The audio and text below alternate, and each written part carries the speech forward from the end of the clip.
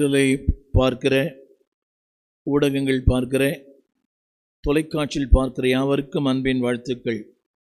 ஒவ்வொரு செவ்வாய்க்கிழமையும் வெள்ளிக்கிழமையும் நீதிமொழிகளின் புஸ்தகத்திலிருந்து தியானிக்கிறோம். இதுவரையும் 12 அதிகாரங்கள் தியானித்திருக்கிறோம். இது நீதிமொழியின் புஸ்தகத்தினுடைய 60வது பாகம் 60. இந்த நாளின் செய்தி 13ஆம் அதிகாரம் 8-9. இதனால் இந்த வார்த்தைகளை ஆண்டவர் நம்மோடு பேசுவாராக. ஜெபத்தோடு கேளுங்கள். ஒருவேளை ஊடகத்தில் பார்க்கிறவர்கள், இந்த உடைய மொபைலில் பார்க்குறவங்க, சோஷியல் மீடியாவில் பார்க்குறவங்க என்னோடு சேர்ந்து 13ஆம் அதிகாரம் 8ஆம் வசனம். மனுஷனுடைய ஐஸ்வர்யம் அவன் பிராணனை மீட்கும், தரித்திரனோ மிரட்டுதலை கேளாமல் இருக்கிறான். சற்று புரியாமல் இருக்கலாம். 9ஆம் வசனம். நீதிமான்களின் வெளிச்சம் சந்தோஷிப்பிக்கும், துன்மார்க்கனின் தீபமோ அணைந்து போகும். இந்த நாளின் செய்தி ஐஸ்வர்யவானும் தரித்திரனும். 8ஆம் வசனம். ஐஸ்வர்யம், அதற்கு கீழே தரித்திரம்.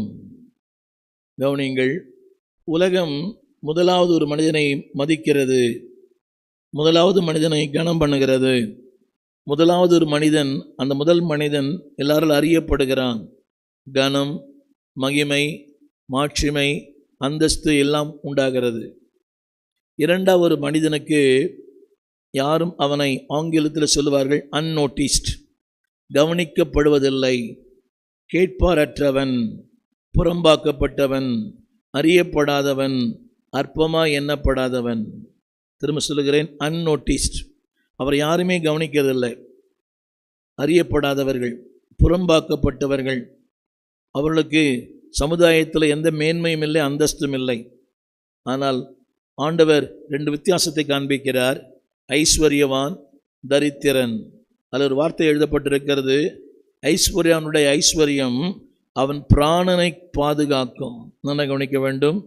அந்த வார்த்தை பிராணனை பாதுகாக்கும். அது ஒரு வார்த்தை எழுதியிருக்குது, மீட்கும். நல்லா கவனிக்க வேண்டும்.